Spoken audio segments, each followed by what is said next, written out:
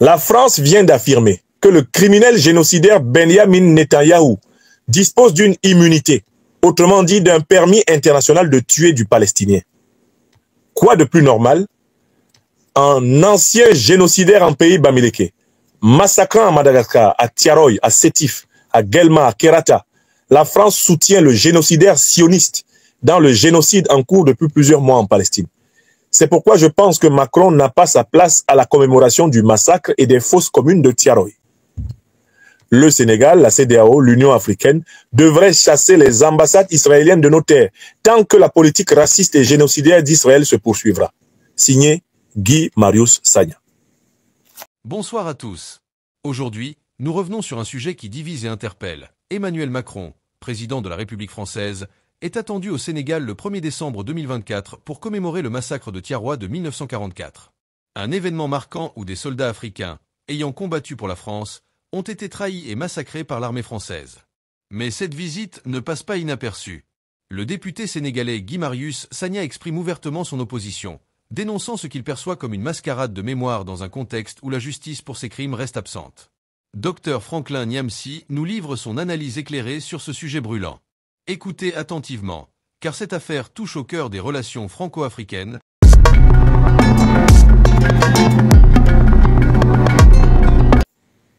Mes chers amis, nous allons à présent au Sénégal. J'ai été admiratif de la réaction qui a été publiée aujourd'hui même par le député Guy Marius Sagna, quand il a appris que le président français Emmanuel Macron se rendra le 1er décembre 2024 à Dakar au Sénégal pour participer à la commémoration du massacre du 1er décembre 1944 de centaines de soldats africains qui avaient aidé à la libération de la France par l'armée française. Je voudrais citer les propos du député Guy Marius Sagna avant d'en donner un commentaire. Voici ce que Guy Marius Sagna dit. Et en cela, il s'oppose très clairement à la ligne qui a été tracée par le président Bassirou Diomaye Faye et son premier ministre Ousmane Sonko. Ceux-là même qui ont conquis le pouvoir au Sénégal quand ils étaient dans l'opposition sur le thème de la rupture et qui maintenant sont en train de rompre la rupture, c'est-à-dire de renier leurs engagements devant leur peuple, en faisant tout le contraire de ce qu'ils ont promis.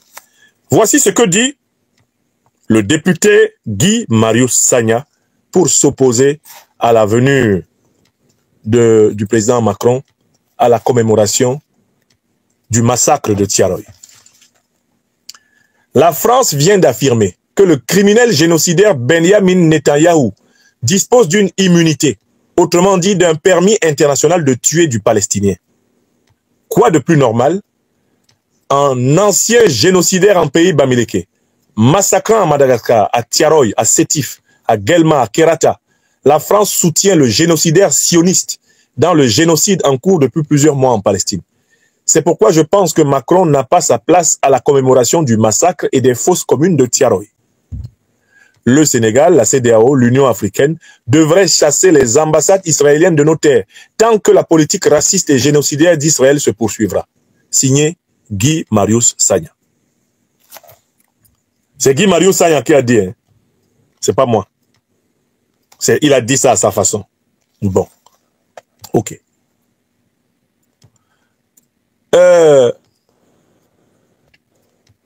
Qu'est-ce que je pense des propos de Guy Marius Sagna? Il y a quelque chose de fondamental dans ses propos, c'est qu'il a souligné une contradiction. Une puissance qui n'a jamais jugé son armée pour les crimes de guerre qu'elle a commis pendant la période négrière, les crimes de guerre qu'elle a commis pendant la période coloniale, les crimes de guerre qu'elle a commis pendant la période néocoloniale n'a pas titre à venir à une commémoration d'un crime de guerre parmi tant d'autres. En réalité, oui, si le président français voulait vraiment commémorer le massacre de Tiaroy, il aurait commencé, depuis 7 ans qu'il est à la tête de la France, par organiser le procès de Tiaroy pour condamner les tueurs de Tiaroy en France.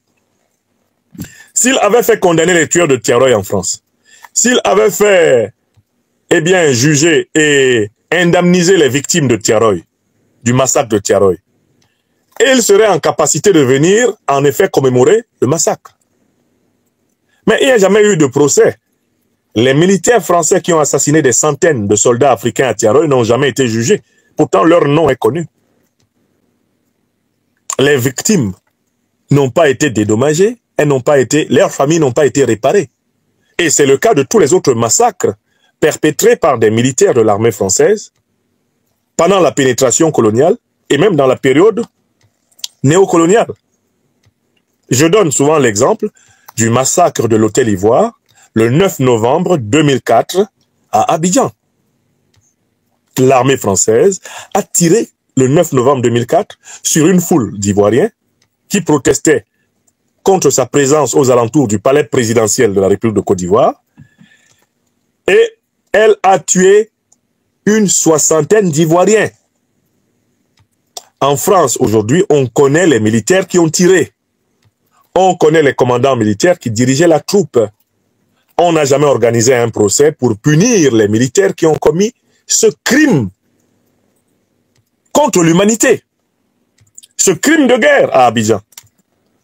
Donc, Guy Marius Sagna souligne une contradiction flagrante entre l'impunité qui règne quant aux auteurs de crimes de guerre, de crimes contre l'humanité au sein de l'armée française, d'une part, et la volonté de participer aux cérémoniels protocolaires, à des commémorations compassionnelles, la volonté de théâtraliser la compassion, alors qu'au fond, il n'y a pas eu repentance, il n'y a pas eu jugement, il n'y a pas eu condamnation et il n'y a pas eu réparation. Mieux, Guy Marius Sagna souligne un phénomène qui s'est déroulé sous nos yeux. En cette année 2024, nous avons assisté à un génocide en Palestine. L'armée israélienne a tué au moins 50 000 Palestiniens sous les yeux du monde entier. Le secrétaire général de l'ONU s'en est plaint. Il a été décrété persona non grata en Israël. La Cour pénale internationale, pour une fois, prenant son courage de manchot à deux mains, a lancé des mandats d'arrêt internationaux, notamment contre le premier ministre d'Israël, Benjamin Netanyahu, et son ministre de la Défense, Yoav Gallant. Les États-Unis sont déjà sortis pour dire que ces mandats d'arrêt étaient nuls et de nul effet pour eux. De toutes les façons, les Américains ne se font pas juger en Cour pénale internationale, sont des super-humains. Ok. Mais la France, le régime du président Macron, a lui aussi garanti une immunité à quelqu'un qui est reconnu par la Cour pénale internationale comme coupable d'acte de génocide. Qui est accusé par la Cour pénale internationale comme coupable d'acte de génocide. Vous voyez comment quelqu'un peut, d'un côté, accorder le blanc-seing à un génocidaire en France et de l'autre côté, aller soi-disant pleurer les soldats africains assassinés au Sénégal. Soldats pour lesquels il n'y a eu aucune procédure judiciaire. On sait qui leur a tiré dessus. On sait combien sont morts ce jour-là. On connaît le nom de ceux qui ont été tués. On peut retrouver leur famille. Rien, aucun procès n'a été organisé. Personne n'a été condamné. Et c'est vrai de tous les autres massacres. Alors, Guy Marius Sagna a rappelé plusieurs massacres. En pays Bamileke et Bassa, au Cameroun, c'est plus d'1 million de personnes qui ont été massacrées par l'armée française. Et c'est supplétif africain. Où est le procès? C'est Franklin Nyamsi qu'on traîne demain, en effet, au tribunal à Rouen, pour l'accuser d'avoir détourné les dons que les Africains lui ont donnés. Alors que ceux qui ont massacré dans mon pays natal, 1 million de personnes, n'ont jamais été jugés dans ce pays. Les massacres de Madagascar, les massacres de Sétif, les massacres de Guelma, les massacres de Kerata, tous les massacres qui ont été perpétrés par les armées françaises, quand va-t-on en juger dans les tribunaux en France? Pour ainsi préparer les opinions des pays qui en ont été victimes, avoir d'un œil positif la démarche des autorités françaises pour, en quelque sorte, apaiser ces douleurs. Il faut que la vérité, il faut que la justice passe pour que le pardon et la réconciliation, eh bien, soient en capacité de faire pleinement leur travail. Quand il y a eu des crimes de guerre, des crimes contre l'humanité, d'une telle envergure, Mais ce qui me choque encore plus dans cette affaire, c'est que Guy Marius Sagna est finalement, à l'intérieur de la nébuleuse du pouvoir sénégalais PASTEF actuel, une voix qui crie dans le désert. Où sont passés messieurs Sonko et Diomaye qui prônaient la rupture? Quelles conditions préalables ont été remplies pour organiser la commémoration du massacre de Tiaroy avec quelqu'un qui, lui, protège justement le génocidaire Netanyahou, quelqu'un qui est président depuis 7 ans, mais qui n'a organisé aucun procès d'un crime colonial, quelqu'un qui, quand il était candidat à la présidence française, est allé en Algérie et a dit ceci: la colonisation est un crime contre l'humanité. Quelqu'un comme le président Macron qui sait très bien qu'en droit français, les crimes contre l'humanité sont imprescriptibles, c'est-à-dire qu'ils doivent être jugés. Ils doivent nécessairement être jugés. Comment peut-il expliquer aux Africains qu'il est président depuis 7 ans en France et qu'aucun crime contre l'humanité commis par l'armée française en Afrique n'a été jugé et qu'il vienne à Tiaroy, soi-disant, compatir avec les victimes d'un crime de guerre perpétré par l'armée française? Où sont passés Sonko et Diomaye, qui, avant d'être Premier ministre et président de la République, avaient prôné une rupture? Comment se fait-il que désormais à Dakar, ce n'est que la voix de Guy Marius Sagna qu'on entend? N'êtes-vous pas choqué par l'immensité de ces escroqueries morales de ce régime PASTEF? Il disait même avant, qu'il fallait attendre les élections législatives. Quand ils vont gagner les élections législatives, là, ils vont commencer à poser des actes de souveraineté. C'est ça un acte de souveraineté? D'inviter le président français, alors que même pas un début de procès des crimes contre l'humanité, des crimes des crimes de guerre commis par l'armée française en Afrique n'a commencé en France.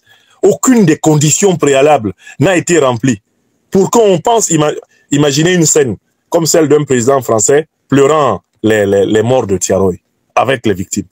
Rien de tout cela n'a été fait. Et ceux qui disent, quand nous aurons la majorité parlementaire au Sénégal, là, nous allons appliquer le programme de la rupture. Où est leur premier acte de rupture? Est-ce que ça, c'est un acte de rupture? Ça. S'amuser comme cela avec la mémoire. Prendre la mémoire à la légère. Organiser des cérémonies soporifiques, des cérémonies superficielles, c'est une affaire grave. On a tué des centaines de soldats. Aucun procès n'a été ouvert. Les magistrats sénégalais, là, qui ont reçu une formation en droit, ils devraient siéger. Le procès de Tiaroy doit avoir lieu. On doit condamner ceux qui ont tué des centaines d'Africains à Tiaroy.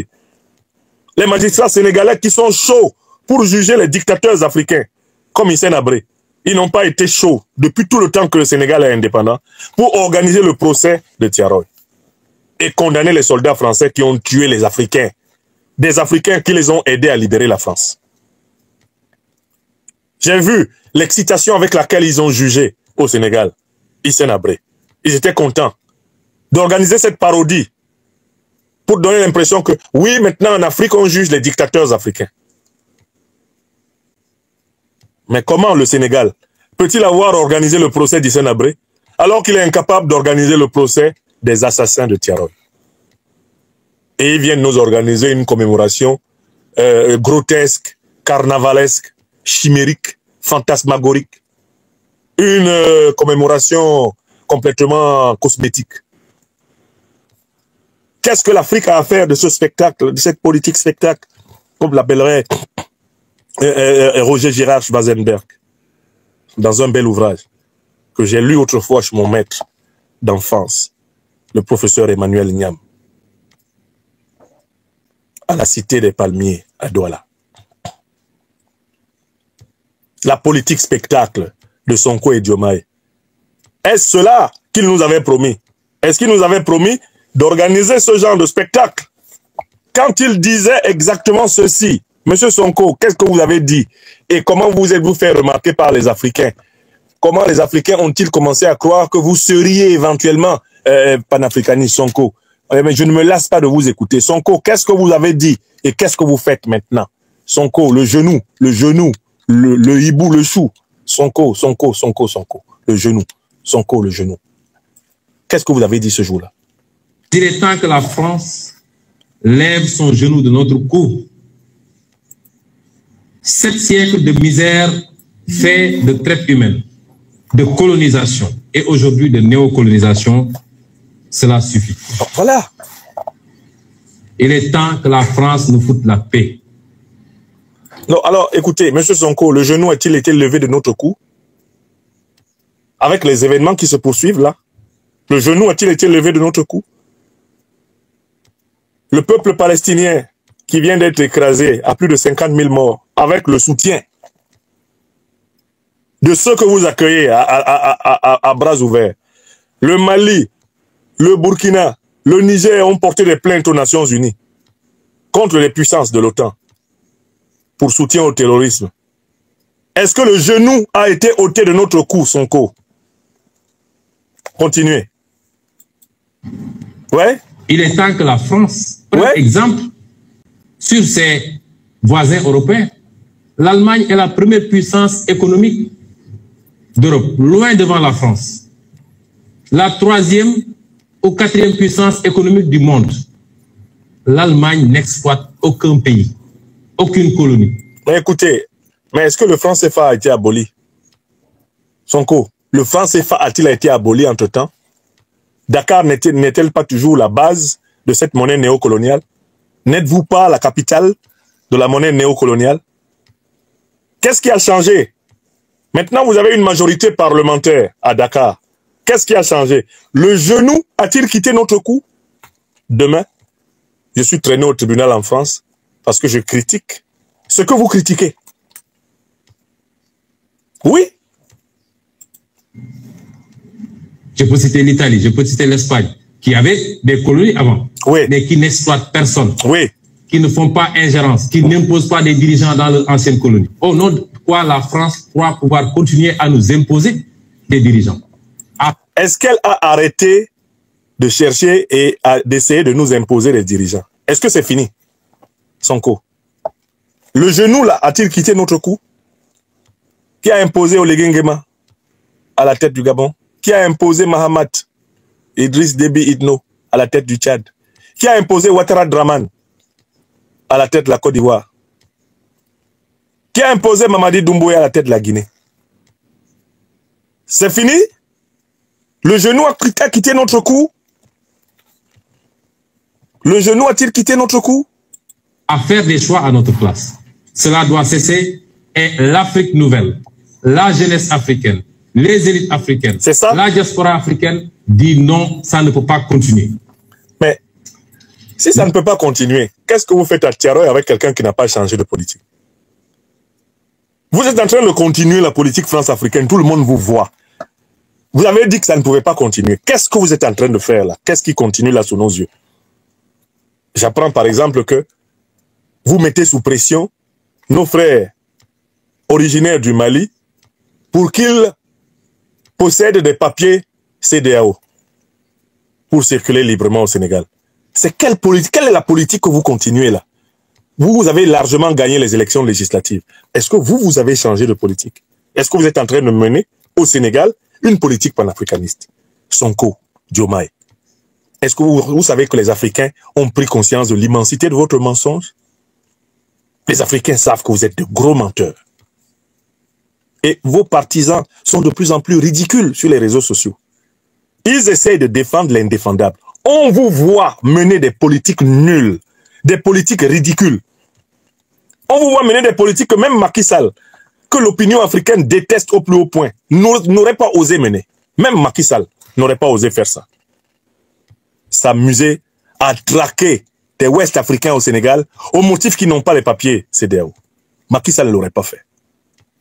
Vous osez. Pour faire plaisir à qui? À vos invités du 1er décembre. Continuez, Sonko. L'hypocrisie de cette France se vit et s'exprime tous les jours. Ça a changé? Prenons exemple du cas du Mali et du Tchad. Ça a changé envers le Mali? Au Tchad, où le processus constitutionnel a été interrompu, c'est pas possible. La France a applaudi et son président est allé consacrer le nouveau roi. Au Mali, où ce n'est pas le processus constitutionnel qui a été interrompu, mais le processus de transition, la France a condamné et même a pris ses clics et ses claques pour dire qu'elle quitte le Mali. Ça, c'est de l'hypocrisie. Voilà. C'est le deux poids, deux mesures. Est-ce que ça a changé? C'est le double langage que la France tient en Afrique. Est-ce que ça a changé? Quand on a interrogé M. Jean-Yves Le Drian. Non, c'est bon. Monsieur Sonko, c'est bon. Il me fallait et il me suffisait de vous faire parler pour qu'on voit très bien que vous êtes en train de mener le contraire de la politique pour laquelle vous avez été plébiscité par le peuple sénégalais. Et le peuple sénégalais est en train de se réveiller. Guy Marius Sagna, qui a avalé un très grand nombre de couleuvres par solidarité envers vous, commence à recracher quelques-unes des couleuvres que vous lui avez fait avaler. Sagna a gobé tellement de mouches dans cette affaire qu'il en a marre. Il a commencé à sortir une à une les couleuvres et les mouches qu'on lui a fait avaler. Voilà Sagna qui déjà déclare non grata, eh bien, le président français à Dakar. Oui, Sagna dit quelqu'un qui soutient le génocidaire israélien Netanyahou, qui est recherché par la Cour pénale internationale, ne peut pas être accueilli pour pleurer les massacres de Tiaroy avec nous. C'est ce que Sagna a dit. Et je pense que la jeunesse sénégalaise, dans son écrasante majorité, pense exactement comme Guy Marius Sagna. Attention, Ousmane Sonko, ces jeunes-là finiront par comparer vos actes à votre discours. Pour le moment, une bonne partie du peuple sénégalais est encore dans l'euphorie de la chute du régime de Macky Sall et de sa double défaite aux présidentielles et aux législatives. Mais cette euphorie cessera. La réalité nue, décapante, émergera. Et vous aurez l'occasion, dans ces conditions précises, de vous rendre compte qu'on peut tromper tout le peuple une partie du temps, ou une partie du peuple tout le temps. Mais on ne peut pas tromper tout le peuple tout le temps. Quand sonnera le prochain réveil du Sénégal, on se souviendra de la présente émission et on la dira prémonitoire. Pourtant, elle n'est pas prémonitoire, il s'agit simplement de conséquences logiques tirées des faits contradictoires, des faits absolument autodestructeurs dont vous êtes les auteurs. On va passer au sujet suivant. Il nous en reste encore 2 et après quoi, on va pouvoir aborder autre chose. Alors donc, je salue le député Guy Marius Sagna. Je salue le courage qu'il a eu de dire sa vérité. Je salue la jeunesse sénégalaise qui est placée face à ses responsabilités. Est-ce qu'elle va cautionner des mascarades comme ça? Le peuple sénégalais va-t-il cautionner ce genre de mascarade? Quelqu'un n'a même pas organisé un procès pour condamner ceux qui ont tué nos soldats. Et il vient dire qu'il vient pleurer nos soldats. Il pleure quel soldat? Il y a une justice ici en France, elle devrait s'occuper de ça. Tous les crimes de guerre de l'armée française devraient être jugés. On devrait condamner ceux qui ont commis des crimes de guerre. On devrait réparer les victimes et leurs descendants. Et c'est ça qui va faciliter une véritable réconciliation franco-africaine. Il ne va pas y avoir de réconciliation franco-africaine sur du saupoudrage mémoriel, sur l'organisation de cérémonies rocambolesques, fantasmagoriques, superflues, de cérémonies fictives, fictionnelles, purement théâtrales, qui ne touchent pas à la racine du mal. L'Afrique éveillée n'acceptera pas de gober ces nouvelles mouches qu'on veut lui faire avaler. Ces couleuvres lisses et visqueuses qu'on veut faire avaler goulûment aux Africains, les Africains n'ouvriront plus leur bouche pour les prendre. Donc, comme le dirait le nouveau Premier ministre du Mali, le général de division Abdoulaye Maïga, à bon entendeur, tant pis. L'Afrique, toute l'Afrique, regarde la jeunesse sénégalaise, regarde le peuple sénégalais. On va voir quel genre de commémoration vous allez faire le 1er décembre. Et ce que ça signifie pour l'Afrique, ce que vous allez faire là. Nous tous, on est là, on vous voit. Continuez. Continuez l'aventure ambiguë à Dakar. Un jour, ça va finir. Ainsi, comme l'a brillamment analysé le docteur Franklin Nyamsi, Cette visite de Macron au Sénégal ne peut être déconnectée de son contexte historique et politique. Peut-on célébrer la mémoire sans justice? Peut-on espérer un avenir apaisé sans réparation pour les crimes du passé? Une chose est certaine, ce débat dépasse les frontières du Sénégal et interroge toute l'Afrique sur sa souveraineté, sa dignité et sa capacité à exiger le respect qu'elle mérite. Nous vous invitons à réfléchir et à partager vos avis dans les commentaires. Merci d'avoir été avec nous, et à très bientôt pour continuer à décrypter les enjeux cruciaux de notre époque.